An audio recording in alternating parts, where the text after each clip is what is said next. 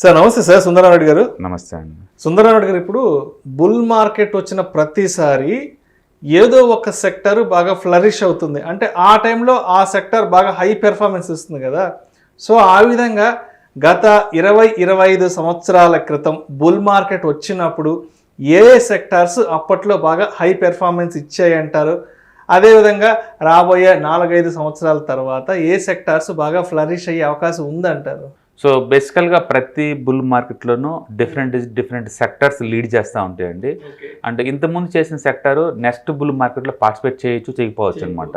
అందుకని డెకేడ్కి ఒకసారి థీమ్స్ మారిపోతూనే ఉంటాయి. బై డిఫాల్ట్ ఎవ్రీ బుల్ మార్కెట్లో థీమ్స్ మారిపోతూనే ఉంటాయి. మనం హిస్టారికల్ డేటా మనం చూసాం అనుకోండి, 97 నుంచి 2000 వరకు ఐటీ సెక్టర్ అండి. అవునవును, అప్పుడే కదా ఐటీ బాగా లీడింగ్ స్టార్ట్అప్ కంపెనీస్లో ఉన్నాయి అన్ని కూడా. ఇప్పుడున్న పెద్ద కంపెనీస్ అన్ని అప్పుడు స్టార్ట్అప్ కంపెనీస్, చిన్న కంపెనీస్. సో 97 నుంచి 2000 వరకు కూడా ఐటీది బాగా హవా నడిచింది. అలాగే 2003 నుంచి 2007 వరకు మనం చూసుకున్నాం అనుకోండి, ఇన్ఫ్రాస్ట్రక్చర్ అప్పుడు రాక్ అనమాట. రియల్ ఎస్టేట్ అండ్ ఇన్ఫ్రా పెద్ద మొత్తంలో మూవ్ అయింది ఆ టైంలో. ఆ టైంలో అవన్నీ ఒక్కొక్కటి 20p 30p దాకా వెళ్ళిపోయింది కూడా. ఇన్ఫ్రా కూడా ఆ టైంలో అంతగా ఎక్కడ తీసుకున్నారు. తర్వాత 2009 నుంచి 2014 దాకా తీసుకున్నాం అనుకోండి, ఫార్మా సెక్టర్స్ బాగా లీడింగ్ ఉంది ఆ టైంలో. ఫార్మా మళ్ళీ ఇంతవరకు ఆ బుల్ మార్కెట్ మనం చూడలేదు. ఫార్మా 2009 నుంచి 14 వరకు వచ్చిన ఫార్మా మళ్ళీ చూడలేదు. చాలా స్టాక్స్ ఇంకా రేట్లు ఇంకా దాటలేదు కూడా ఇప్పటికి, అంతగా బుల్ మార్కెట్ వచ్చింది. అలాగే 2015 నుంచి 18 వరకు మనం చూసుకుంటే ఫినాన్స్ సెక్టర్ బాగా పెరిగింది ఆ టైంలో. 2015 నుంచి 18 వరకు ఫినాన్స్ సెక్టర్ చాలా హాట్ అయిపోయింది ఆ టైంలో. ఇలా హాట్ అయిన ప్రతిసారి కూడా ఈ మ్యూచువల్ ఫండ్స్ వీళ్ళందరూ స్పెషాలిటీ మ్యూచువల్ ఫండ్స్ లాంచ్ చేస్తారు. Sector specific mutual fund launch చేస్తూ ఉంటారు. ఆ టైంలో ఇన్వెస్ట్ చేసిన వాళ్ళందరూ స్టక్ అయిపోతారు. థీమ్ అయిపోయింది అనుకోండి. అందుకని లాంగ్ టర్మ్ పాయింట్ ఆఫ్ ఎప్పుడు కూడా సింగిల్ థీమ్లో మనం కూర్చోకూడదు. థీమ్ ఎప్పుడు బ్రాడ్గా ఉండాలి. అలాగే 2018 నుంచి 2021 కూడా స్పెషాలిటీ కెమికల్స్ 21 వరకు కూడా ఇది ఎక్స్పోర్ట్ థీమ్ బట్టి బాగా పనిచేసిందండి. ఇంతకుముందు చైనా లీడింగ్లో ఉండేది స్పెషాలిటీ కెమికల్స్కి. బట్ ఇండియాలో ఆ టైంలో మంచి లాంచ్ చేశారు. ఇందులో ఏంటంటే సిఏజర్ చాలా ఎక్కువ ఉంటుంది ఈ థీమ్స్లో. చిన్న కంపెనీస్ కూడా ఒక్కొక్కటి 5,000 కోట్లు 10,000 కోట్లకి వెళ్ళిపోయినాయి. 100 కోట్లు ఉన్న కంపెనీస్ కూడా ఈ బుల్ ర్యాలీలో ఒక్కొక్కటి 1000 కోట్లు 5,000 కోట్లు వెళ్తాయి. పిఐ ఇండస్ట్రీస్ ఆ టైంలో చాలా చిన్న కంపెనీ. ఇప్పుడు చూస్తే one of the India's leading agro chemical company. So అన్ని స్పెషాలిటీ కెమికల్స్ ఉన్నాయి సార్, అంటే చాలా ఉన్నాయి. Aarti drugs, Bodal chemicals and Tata chemicals and PI industries and ఫ్లోరిసిన్ కెమికల్ చాలా ఉన్నాయి అట్లా లీడింగ్ అండ్ ఎస్ఆర్ఎఫ్ ఒకటి. పెద్ద కంపెనీస్ అని ఆ టైంలో చిన్న అనమాట ఇవన్నీ మార్కెట్ క్యాపిటలైజేషన్. ఇప్పుడు కరెంటు అయితే 26 కల్లా electrical vehicles and ethanol blending government చాలా సీరియస్గా ఉంది.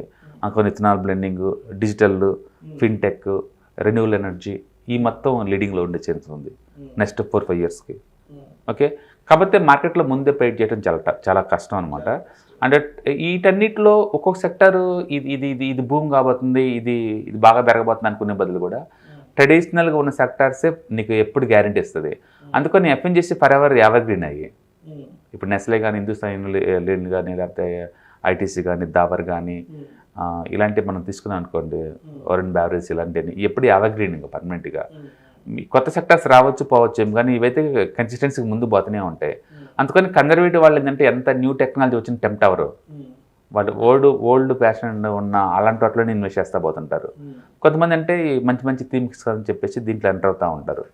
బట్ న్యూ సెక్టర్స్ ఎప్పుడు కూడా డిసప్పాయింట్స్ అయ్యే ఛాన్స్ ఎక్కువ ఉంటుంది. ఎందుకంటే అది హార్ట్ ఉన్నంత కాలం వరకు ముందుకు వెళ్తుంది. ఒక్కసారి ఆ ఫ్యాన్సీ థీమ్ అయిపోయింది అనుకోండి, మళ్ళీ రికవరీ ఉండదు. లైక్ ఇప్పుడు పేటిఎం ఉంది చూడండి, అది మళ్ళీ రికవరీ అనేది ఇప్పుడు అవ్వదు. అది ఇంకా జొమాటో అంత లీడింగ్లో ఉండి కూడా మళ్ళీ ఇప్పుడు బ్రేక్ ఈవెన్కి వచ్చింది కాబట్టి పరిగెడుతుంది, కానీ కష్టం నైకా కావచ్చు. మీరు అలాగా ఆ థీమ్ హార్ట్ అప్పుడే పరిగెత్తుంది అనమాట. ఇంకా తర్వాత ఎవరో పట్టించుకోరు కూడా. ఎందుకంటే నాకు బాగా గుర్తు, జొమాటో పేటిఎం ఐపీఓకి వస్తున్నప్పుడు మార్కెట్లో ఏ ఇద్దరు మాట్లాడుకున్నా సరే ఆ రోజు ఆ రేంజ్లో మాట్లాడుకున్నారు. బట్ ఈ రెండిట్లో జొమాటో ఒకటే కొంచెం ఐపీఓ ప్రైస్ దాటే ఛాన్స్ ఎక్కువ ఉంది. ఎందుకంటే రీసెంట్గా బ్రేక్ ఈవెన్కి వచ్చింది అండ్ వాళ్ళు ప్రైస్ కూడా పెంచుతున్నారు కాబట్టి. అండ్ అదొకటే కొంచెం ముందు పోయేలాగా ఉంది, కానీ పేటిఎం అయితే కంప్లీట్గా డౌన్ అయ్యే ఛాన్స్ ఎక్కువ ఉంది ముందు పోయేదానికన్నా కూడా. అండ్ నైకా అంటూ అది సర్వైవ్ అవుతుంది అట్లా. నెక్స్ట్ టైం అవుతుంది తెలియదు, ఎందుకంటే రిలయన్స్ ఎంటర్ అయ్యారు కాబట్టి తీరా పోటీ ఎక్కువ ఉంటుంది. And but still good business model అది. అండ్ సో ఏదైనా కార్ ట్రేడ్ ఉంది, ఇంతవరకు రికవర్ అవ్వలేదు. ఆ టైంలో వచ్చిన ఐపీఓస్ ఉన్నాయి. ఎల్ఐసి కొంచెం రికవరీ మోడ్లో ఉంది, పాలసీ బజార్ ఇవన్నీ కూడా ఏంటంటే అది ఆ థీమ్ అప్పుడు అట్లా హాట్ కాబట్టి లాంచ్ చేస్తుంటారు అనమాట. అట్లా ఒక్కొక్క సెక్టర్లో ఒక్కొక్కటి. ఈ మధ్యకాలం లాస్ట్ 1 year అయితే ఎస్ఎంఈ చాలా చాలా పాపులర్ అవుతుంది. Small and medium enterprises IPOs అన్ని కూడా. అండ్ ఒక్కొక్కటి 10 times 30 times 40 times ఇలా ఐపీఓ ఓవర్గా సక్సెస్ అవుతా ఉన్నాయి అనమాట. ప్రస్తుతానికి అవి హాట్ థీమ్. మీరు కనుక చూసుకుంటే మైక్రో క్యాప్ 250 ఇండెక్స్ రీసెంట్గా మోతిలాల్ ఓస్వాల్ లాంచ్ చేశారు. అది లాస్ట్ 2 monthsలో ఆల్మోస్ట్ 13% పెరిగింది. లాస్ట్ 2 monthsలో మామూలుగానే థీమ్ చాలా హాట్ అయ్యి చాలా పెరిగి ఉంది, ఇంకా పెరుగుతుంది. అది ఎంతరం పెరిగిద్దో మనకే తెలియదు అనమాట. సో బుల్ మార్కెట్ వచ్చినప్పుడు అంతే క్రేజీ వాల్యుయేషన్ పెరుగుతూనే ఉంటాయి. ఒక్కసారిగా ఆ థీమ్ అయిపోయింది అనుకోండి, ఇంకా రోజులు లోవర్ సర్క్యూట్ పడతా ఉంటాయి అనమాట. అందుకని కొత్త థీమ్స్ ఏదైనా పెట్టుకునేటప్పుడు ఫండమెంటలీ కొంచెం స్ట్రాంగ్ ఉన్న ట్రెడిషనల్ సెక్టర్స్ మీద పెట్టుకోవడం బెటర్. సార్ ఒక విషయం స్పష్టంగా చెప్పండి, ఇప్పుడు ఫార్మా సెక్టర్ విషయానికి వస్తే అంటే కొన్ని సంవత్సరాల పాటు పడుకుని ఉన్న స్టాక్స్ ఎస్పెషల్లీ కోవిడ్ స్టార్ట్ అయిన తర్వాత ఒక్కసారిగా బాగా ఫ్లరిష్ అయిపోయి ఎక్కడికో వెళ్ళిపోయినాయి. రైట్. అదేవిధంగా 2021 ప్రథమార్థంలో కూడా మళ్ళీ కోవిడ్ రైజ్ అయింది. మళ్ళీ ఎందుకు 2021 కోవిడ్కి మళ్ళీ అసలు చప్పులు లేకుండా పోయింది? బేసికల్గా ఏదైనా ఒక సెక్టర్ మనీని అట్రాక్ట్ చేసేలాగా ఉంటేనే ముందు పోతాయండి. ఇండియన్ కంపెనీస్ ఎక్కువ శాతం అమెరికన్ సెంట్రిక్ అనమాట, ఎక్స్పోర్ట్స్ మొత్తం కూడా. అమెరికాలో ఈ ఎఫ్డిఏ వాళ్ళు టూ మచ్గా క్వాలిటీ చెక్స్ జరుగుతూ ఉంటాయి అనమాట. సో అందుకని ఆ క్వాలిటీ చెక్స్ తట్టుకొని నిలబడి మాత్రమే ముందు పోతూ ఉంటాయి. రెండోది ఏపీఐ తక్కువ ఉన్నాయి, ఎక్కువ వాల్యుయేషన్తో ఉన్నాయి. అవి వాల్యుయేషన్ జస్టిఫై చేసుకోవు. అండ్ వరల్డ్ వైడ్గా ఈ బుల్ మార్కెట్లో బేర్ మార్కెట్ రన్ అయినప్పుడు ఏంటంటే ఒకసారి బేర్ మార్కెట్లోకి ఎంటర్ అయినప్పుడు వాల్యుయేషన్ క్వశ్చన్ పడుతుంది అనమాట. అది పెట్టప్పుడు లేదు ఇంత రేట్ అవసరం అన్నట్టు వాటిని నేను ఆపేస్తారు. ఒక్కసారి అవి ఆగి నేను 5-10 సంవత్సరాలు ఆగిపోతాయి. ఫర్ ఎగ్జాంపుల్ నిరంతరం సేల్స్ మూవ్ అవుతా ఉన్న బ్రిటానియానే, ఇండియాస్ 80% బిస్కెట్ కంట్రోల్ చేసే బ్రిటానియా గత 5 సంవత్సరాలు యావరేజ్ రిటర్న్స్ 80% ప్రయాణం. అండ్ 200 crores దగ్గర నుంచి 2000 crores ప్రాఫిట్గా మారింది లాస్ట్ 10 yearsలో. అంటే ప్రాఫిట్ దానికి 200 crores ఉంటుంది 10 years బ్యాక్. ఇప్పుడు చూస్తే 2000 crores. 10x గ్రోత్ ఉన్నా సరే లాస్ట్ 5 years ఇస్తున్న యావరేజ్ రిటర్న్స్ నీకు 6%, 8 కూడా కాదు. ఓకే, అలాగే ఎన్టీపీసీ 5 సంవత్సరాల రిటర్న్ 0. ఇప్పుడు హాట్ అవుతుంది అది. దాని మీనింగ్ ఏంటంటే స్టాక్స్ సీజనాలిటీ ఉంటుంది.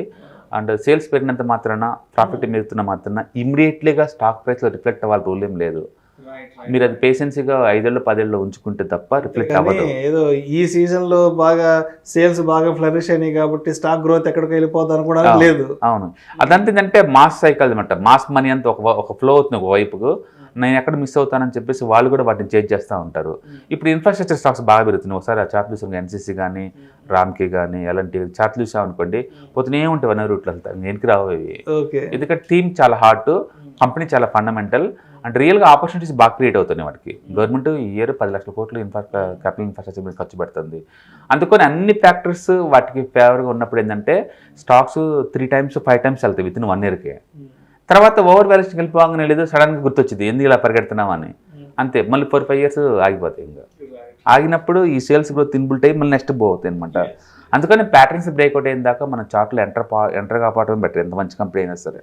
అందుకని ఇన్వెస్టర్ లాగా ఉండి యావరేజ్ మీద ఇయర్లీ 15% సంపాదించుకుంటావా 10 years యావరేజ్ మీద, లేదా ఒక ప్యాటర్న్ ట్రేడర్గా ఉండి పొజిషన్ ట్రేడింగ్ చేసుకుంటూ ట్రిప్కి 10 to 15% సంపాదించుకుంటారు అనేది అప్ టు యూ అనమాట. మనం పొజిషన్ ట్రేడింగ్ చేస్తే సేమ్ స్టాక్స్లో ఇయర్లీ ఒక 30% సంపాదించుకోవచ్చు. అండ్ ఇన్వెస్టర్ లాగా ఉంటే 15 కంటే ఎక్కువ రావు యావరేజ్ మీద 10 years యావరేజ్ చేస్తే. Thank you sir, thank you so much Sundar.